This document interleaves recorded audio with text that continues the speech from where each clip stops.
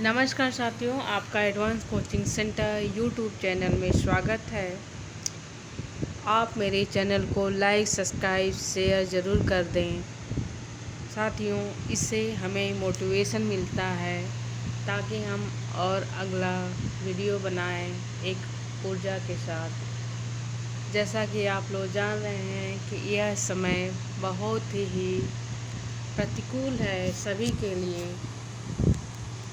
आप लोग अपना ध्यान रखें, स्वस्थ रहें और अपने परिवार का ध्यान रखें। सगे संबंधियों को जो हो सके आप अपना जैसा मदद कर सकें वैसा करें। ऐसे समय में एक दूसरे की सहानुभूति बहुत ज़रूरी है साथियों। ठीक है, अब जैसा कि आप लोग पूर्व के वीडियो में देख चुके हैं 50 नंबर तक प्रश्न को, आज आप लोग देखेंगे 51 नंबर का प्रश्न है। यहाँ से देखिए आप लोग, यह प्रश्न है, ये पंक्तियाँ हैं। तुम कनक किरण के अंतराल में लुक-छिप कर चलते हो क्यों? हे लाज भरे सौंदर्य बता दे, मौन बने रहते हो क्यों? उपर्युक्त मौन पंक्तियाँ जयशंकर प्रसाद की किस रचना से संबंधित है? तो इसमें ऑप्शन दिया गया है चंद्रगुप्त, प्रलय की छाया, कामायनी, स्कंदगुप्त। तो इसमें आपका सटीक आंसर चंद्रगुप्त, ये ऑप्शन सटीक होगा। यह पंक्ति चंद्रगुप्त नाटक से है और इसमें चंद्रगुप्त पात्र भी हैं। जैसा शीर्षक है उसमें पात्र भी उसी शीर्षक के अनुसार हैं।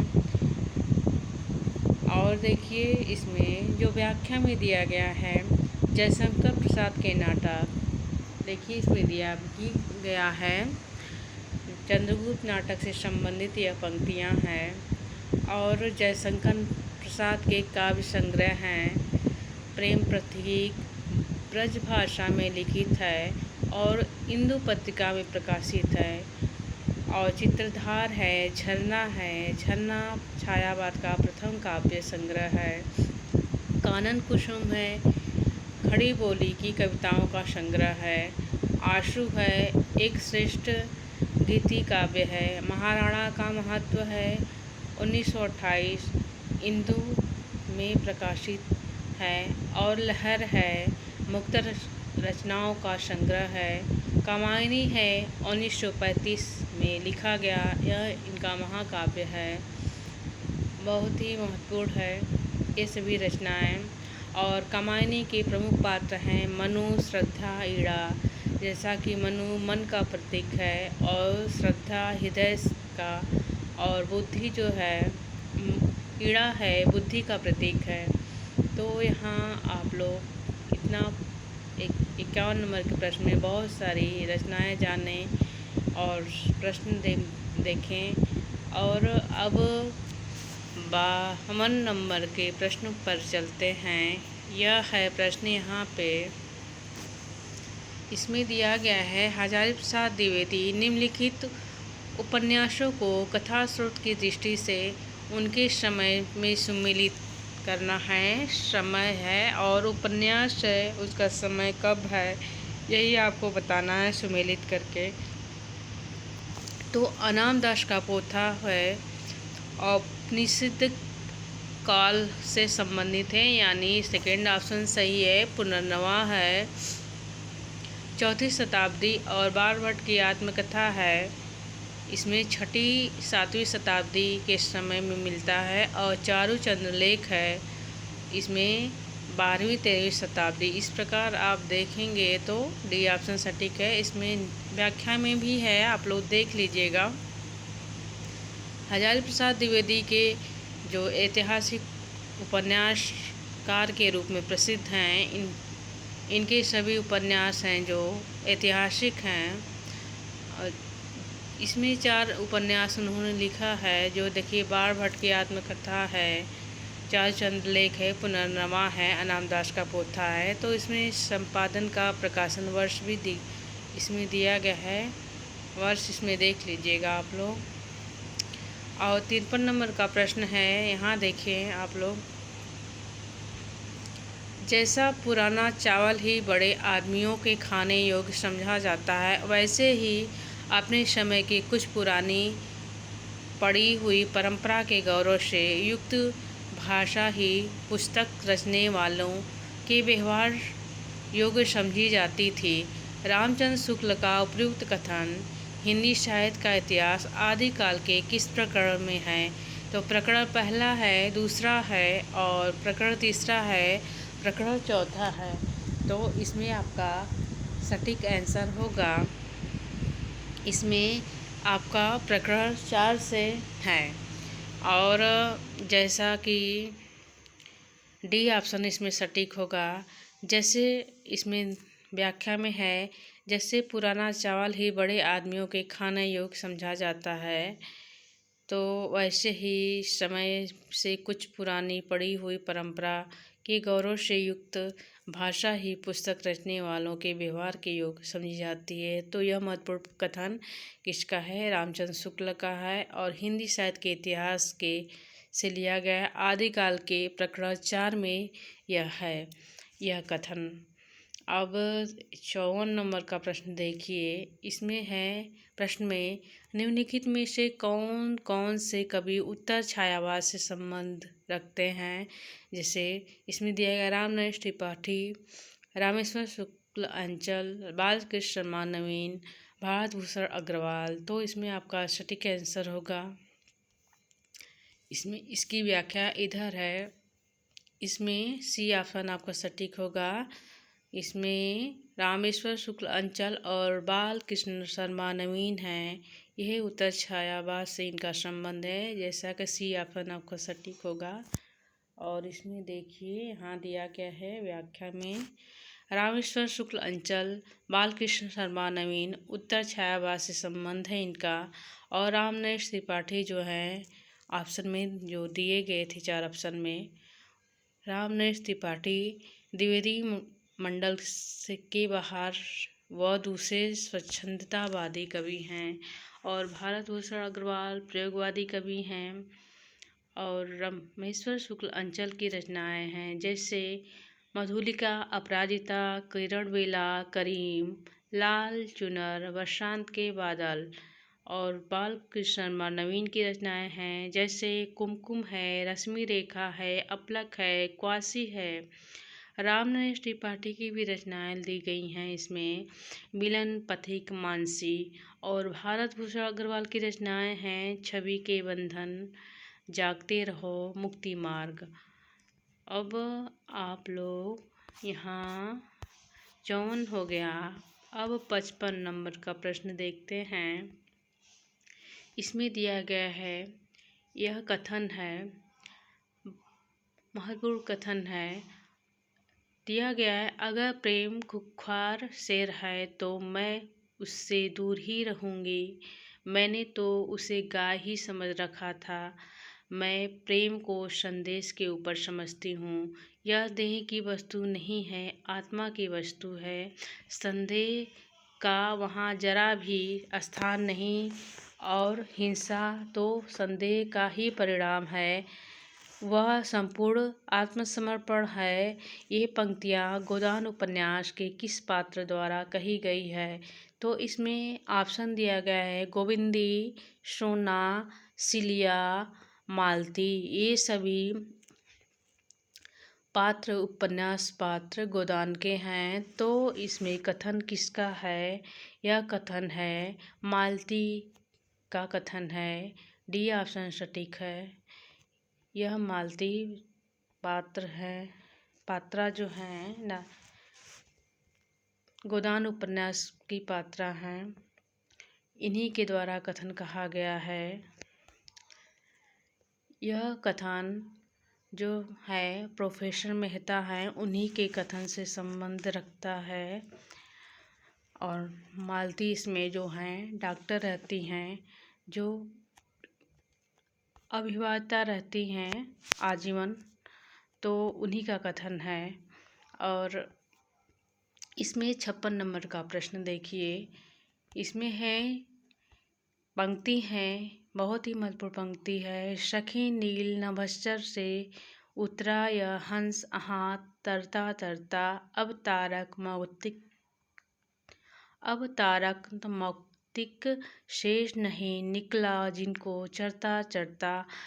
उपरोक्त पंक्तियों में हंस किस अलंकार से संबंध है, यानी इसमें जो पंक्ति दी गई है इसमें कौन सा अलंकार है?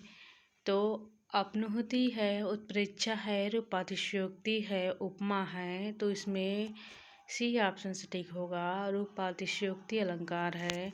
इसमें दिया गया है उपरोक्त पंक्तियों में छंद और रूपातिशयोक्ति अलंकार से संबंध है। जहाँ केवल उपमान के वर्णन से उपमेय का बोध कराया जाए वहाँ रूपकातिशयोक्ति अलंकार होता है। उत्प्रेक्षा अलंकार की पहचान है जब उपमेय में उपमान की संभावना या कल्पना कर ली जाए वहाँ पे उत्प्रेक्षा अलंकार होता है। उत्प्रेक्षा अलंकार की एक पंक्ति दी गई है नीचे। सोहत ओढ़े पीठ पट श्याम सलोने गात, मानो नीव मणि शैल पर आतप परमो प्रभात। तो ये पंक्ति जो है उत्प्रेक्षा अलंकार की है। इसके वाचक शब्द होते हैं मनु मानो जनु जानो। इसकी पहचान के लिए है, जैसे इसमें मानो शब्द दिया गया है इसलिए उत्प्रेक्षा अलंकार है। और उपमा अलंकार की पहचान है, इसमें परिभाषाएं हैं। जैसे दिया गया है जहाँ उपमेय और उपमान में समानता दिखाई जाए वहाँ उपमा अलंकार होगा। जैसे सुनी सुर शशि सम पावन बानी, तो इसमें भी सम सी सा ऐसे वाचक शब्द होते हैं उपमा अलंकार के। तो इस प्रकार यहाँ उपमा अलंकार होगा। अब 55 के बाद हम चलते हैं 56 नंबर के प्रश्न पे। यहाँ पे है काव्य रचनाओं का प्रकाशन काल सुमेलित करना है। तो जूही की कली का प्रकाशन वर्ष इसमें बताना है।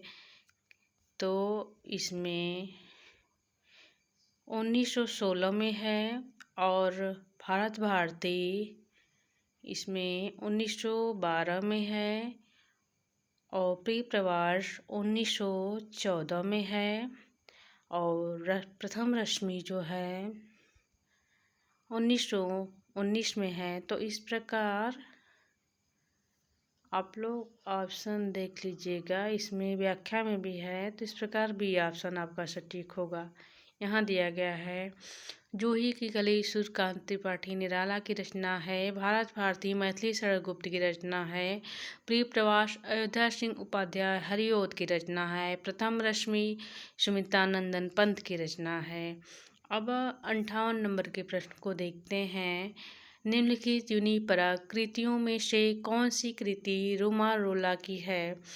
तो इसमें ऑप्शन दिया गया है बापू की झांकियाँ, महात्मा गांधी विश्व के अद्वितीय पुरुष, अकाल पुरुष गांधी। तो इसमें सी ऑप्शन ठीक होगा, महात्मा गांधी विश्व के अद्वितीय पुरुष।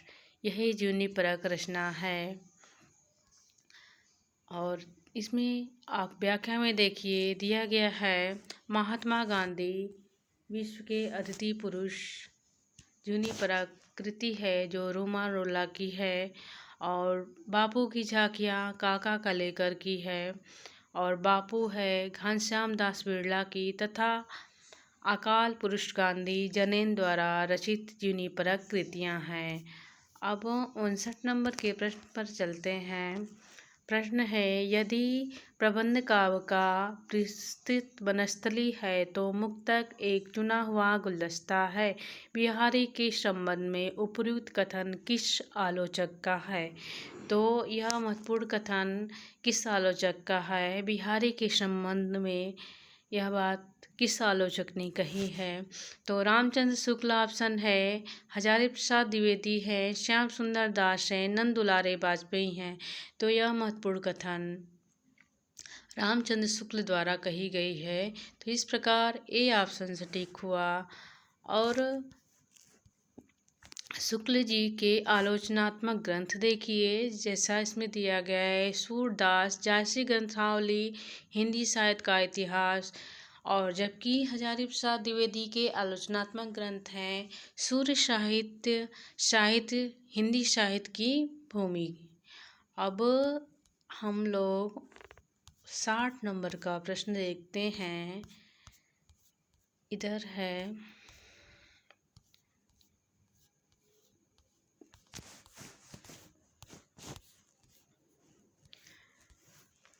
देखिए इसमें प्रश्न में दिया गया है निम्नलिखित में कौन सी भाषा संविधान की 8वीं अनुसूची में है। तो ऑप्शन दिया गया है नेपाली, कांगड़ी, राजस्थानी, गोंडवी। तो ए ऑप्शन सटीक होगा। नेपाली भाषा जो है संविधान की 8वीं अनुसूची में स्थान रखती है। और संविधान की 8वीं अनुसूची में 22 भाषाओं का उल्लेख किया गया है। और 71 वह संविधान संशोधन 1992 ईस्वी के द्वारा जो कोंकणी, मणिपुर, नेपाली को जोड़ा गया है। कौन सी 3 भाषाओं को जोड़ा गया है 71वें संविधान संशोधन में? कोंकणी, मणिपुरी, नेपाली है। और असमिया, बांग्ला, बोडो, डोगरी, गुजराती, हिंदी, कन्नड़, कश्मीरी, कोंकणी, मैथिली, मलयालम, मणिपुरी, मराठी, नेपाली, उड़िया, पंजाबी, संस्कृत, संथाली, सिंधी, तमिल, तेलुगु, उर्दू, ये सभी भाषाएं 22 भाषाएं हैं जो संविधान की 8वीं अनुसूची में सम्मिलित की गई हैं। अब 61 नंबर का प्रश्न देखते हैं। कालरिज की काव्य संबंधी धारणा का प्रमुख आधार क्या है? तो इसमें साचरवादी सिद्धांत, जयवादी सिद्धांत, यांत्रिकतावादी सिद्धांत, आनंदवादी सिद्धांत। तो इसमें ई ऑप्शन सटीक है, जयवादी सिद्धांत। यह पाश्चात्य का से प्रश्न है यहाँ पे। अब देखिए इसमें व्याख्या में सैमुअल टेलर कॉलरिज 1772 ईस्वी में काव्य संबंधी धारणा जयवादी सिद्धांत पर आधारित इनकी धारणाएं हैं। किसकी? कॉलरिज की। और इनकी प्रमुख पुस्तकें हैं, ग्रंथ हैं द फ्रेंड, और जो 1817 में है एड्स टू रिफ्लेक्शन, 1825 में है चर्च एंड स्टेट, 1833 में है कन्फेशंस ऑफ इनएक्वायरिंग स्पिरिट, 1840 में है। इनकी इसमें देख लीजिएगा व्याख्या में आप लोग। अब देखिए इसमें प्रवर्तक के नाम दिए गए हैं, जैसे स्वच्छंदतावाद के प्रवर्तक हैं वर्ड्सवर्थ, और यथार्थवाद का प्रवर्तक हैं कार्वे हैं। संरचनावाद के प्रवर्तक प्रो फार्डनाड डी ससुर हैं। और प्रतीकवाद के बादलेयर हैं प्रतीकवाद के प्रवर्तक। और बिंबवाद के टी ह्यूम हैं। अजनबीपन के प्रवर्तक हैं सेकोलोवस्को। और विखंडनवाद के प्रवर्तक हैं जाक देरिदा। ये सभी व्याख्याएं आपके लिए महत्वपूर्ण हैं, इसमें देख लीजिएगा। और 62 नंबर का प्रश्न है, यह मेरे जीवन का केवल अर्ध सत्य है डॉट डॉट है। इसमें मैंने केवल बहिरंग जीवन का ही विवरण दिया है, और इसमें भी डॉट डॉट है।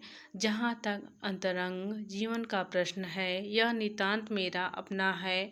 आपको उसका सहभागी बनाने की उदारता मुझमें नहीं है।